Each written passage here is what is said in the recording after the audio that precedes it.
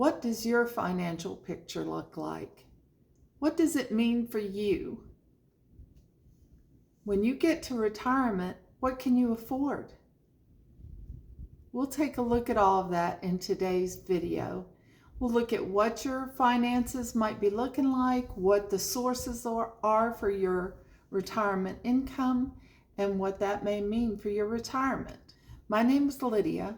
I'm the creator of this channel, Solo Retirement, and it's about my journey as I prepare to retire, perhaps on my own, probably on my own. So just what are the things I need to do that? And so I'm sharing those with you in hopes that it will help you. Now, I need to tell you, I am not a financial advisor. I recommend getting a financial advisor, but even if you do, you're going to have all this information for that advisor. The 6 areas we're going to look at are your Social Security benefits, your pension, if you have any 401k, 403b, or 457b, any other IRAs you might have, any money you have in savings or checking for that matter, and any assets you have less your liabilities. So to start off, let's look at Social Security benefits. I started doing this a couple of weeks ago. You want to go to ssa.gov and start an account online. And on there, it's going to give you lots of information. It's going to tell you what you could collect at 62, 65, 67, and 70. Those were the markers on the graph it gave me. Now, my full retirement age is 67, so I'm trying to hold out till then. We'll see if I make it.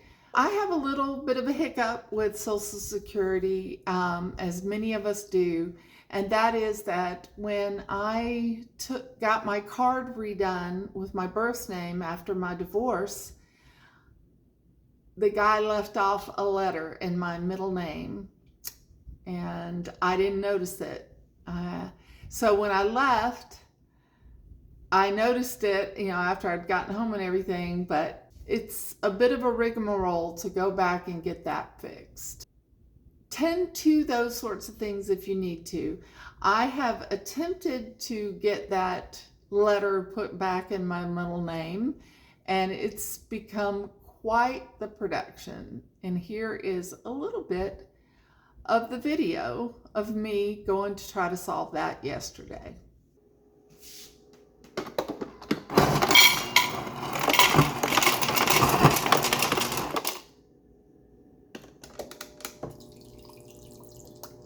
I am getting ready to go to the Social Security Administration office, and I'm in the South, so it is hot. It is in the 90s.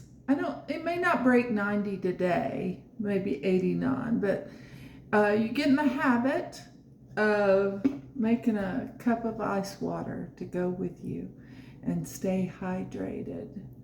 One of the tips, ice water, no matter what, wherever you go, and going into the air conditioning whenever possible.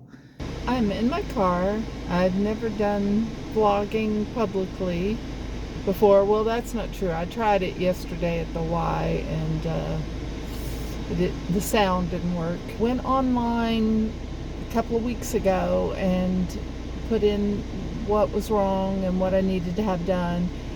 And long story short, I've got to go in to fix it with my divorce decree. They said call to make an appointment, and I was on the phone.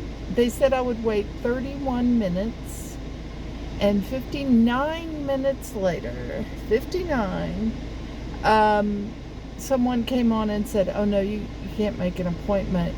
It's you have to come to the office, first come, first serve. But at least I have like an online tracking number for the information I had put in. I'm at the Social Security Administration, and the information, I know this is shocking, that I got on the phone was incorrect. You need to go online and do this, scan the QR code, and do that. Well, when I got online, I was like, no, I've already done this, and I had 45 days to get in. And he said, oh, well, you need to call that number and make an appointment. And I'm like, okay. So I called the number, and the human on that end, and it didn't take as long. It maybe only took 5-6 minutes of hold, said that I did need an appointment. My appointment is not until July 29th. This is July 2nd, so 27 days from now, when I had 45 days from when I did the online thingy. Oh, I thought of one other tip for if you're in the heat. Park in the shade whenever possible. So I did find a shady spot here. I will stop and get some gas and maybe some lunch, and I will try to make the best of this. But this is the sort of thing you can expect, unfortunately.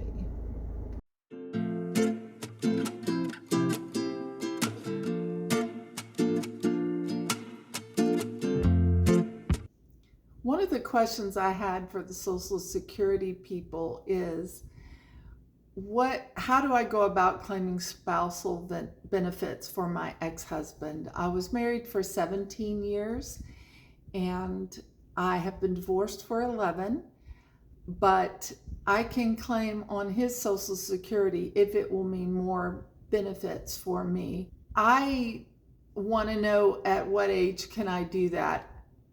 I want to get the answer straight from Social Security, although you do get misinformation, as you saw in my saga. Also, I wanted to see how much they're going to reduce my Social Security because I'm getting a pension. Those of you who get a pension probably know this, but many people do not. When you get a pension, it's considered a windfall, even though you earned it and you've been paying into it, and you earned your Social Security, you paid into that, they will deduct a certain percentage of your pension from your Social Security. I am grateful to have a pension, but a lot of people don't realize that. You will lose some Social Security if you have a pension. In order to find out what your pension should be, you should be able to get those numbers from your HR department. They should be able to tell you an estimated benefit as well as the time at which you can start withdrawing on that pension. I got a little bit of misinformation from my HR department, so I'm not fully trusting the info I got. But you do need to know it, and you also need to know your pension amount to know what you need to deduct from your Social Security. The other resources you need to look at are your 401k, 403b, or 457b if you have those things. And just see how much money you have in there. That is the money that you've earned for your retirement in those accounts, as well as in your IRAs. So those are individual retirement accounts. Now you should be getting quarterly statements from each of those accounts, either by mail or by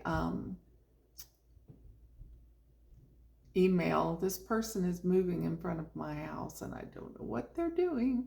And they have a setup like they're car campers like me. And then there's what you have in your savings.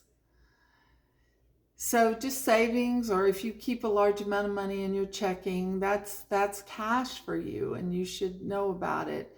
I don't have a trust or anything, but maybe that's something you need to look at too. The final category I want to talk about with you is looking at your assets less your liabilities. So you want to take the value of your home, and again, try to get the fair market value, because a lot of people kind of overestimate what their home is worth.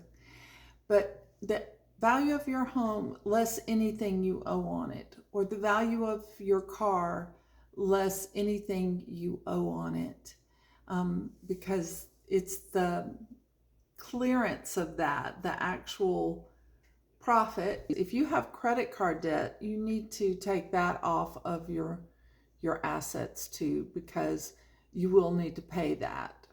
Well, after I got my financial picture together, I was talking to the retirement specialist at work, and he was very encouraged, about my cash position, and my assets and things like that. But it was clear that I couldn't keep up that lifestyle. Like, I can't keep providing this townhome for me and my 2 kids. It's too expensive for me. Without any help. So I either need to get another stream of income, as they call it, or I need to reduce my expenses. So I've been working on that, chipping away at it here and there. But it made me realize my dream for retirement is to be able to travel. I'm just very curious about the world. I thought, well, I can't afford to do that. And that's what led me to slow travel, to budget slow travel.